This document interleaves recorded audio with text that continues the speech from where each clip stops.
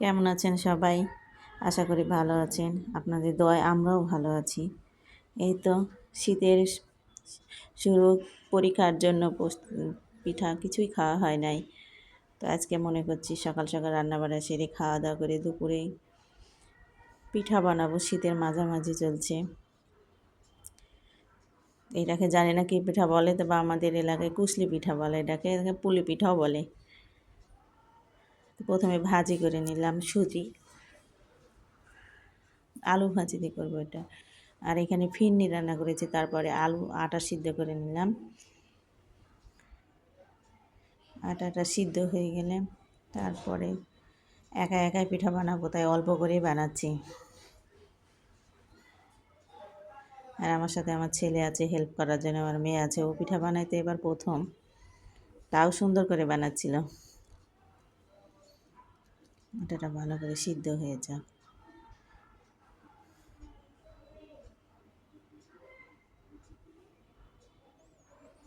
আটা সিদ্ধ হয়ে গেলে,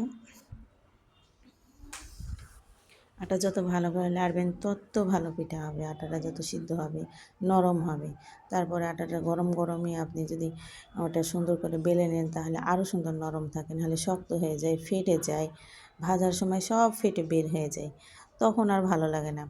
এই যে আমার আটা বেলা হয়ে গেছে, তারপরে কেটে নিলাম। আর ওই যে দুষ্টু ঘুরে বসে বসে শুধু দুষ্টুমি করছে, নিবে তাই বানাতে শুরু করবে। ও জানে না, তাও বানাবে। কাটা শেষ করে তারপরে বানাতে শুরু করব আমরাও।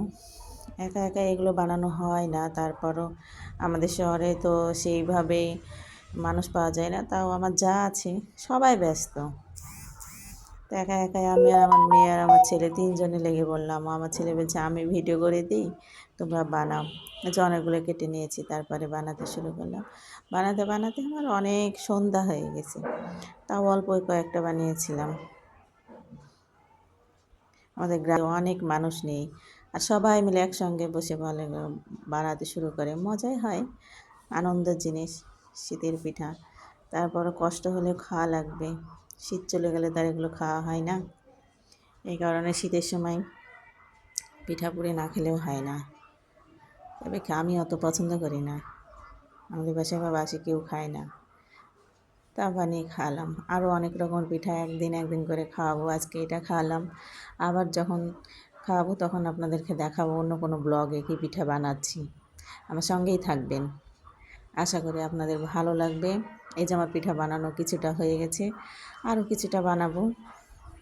এগুলো ভাজির পিঠে বানালাম, তারপরে সুজির হবে। এটাকে ভাজতে নিয়ে গেছি, নাহলে আবার ফেটে যায় না ভাজলে, প্রথমে যদি ভাজা না হয়। তো আমি বলছি এগুলো হয়ে গেছে, এগুলো আগে ভেজে তুলে নিই, তারপরে আমি ওগুলো বানিয়েছি।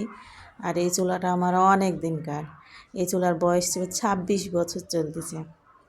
সবাই বলে ফেলে দেবো, কিন্তু মায়া লাগে, কিনলে তো কিনাই যায়।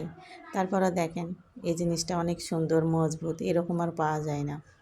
তো কথা বলতে বলতে আমার পিঠা ভাজাও শেষ, ডান। এই যে সব শেষ, পিঠা ভাজা হয়ে গেছে। কেমন হয়েছে আমার পিঠাগুলো অবশ্যই কমেন্ট করে জানাবেন। আর কার কার শীতের পিঠা পছন্দ কমেন্ট করে জানাবেন। আশা করি ভালো লাগবে। আল্লাহ হাফেজ।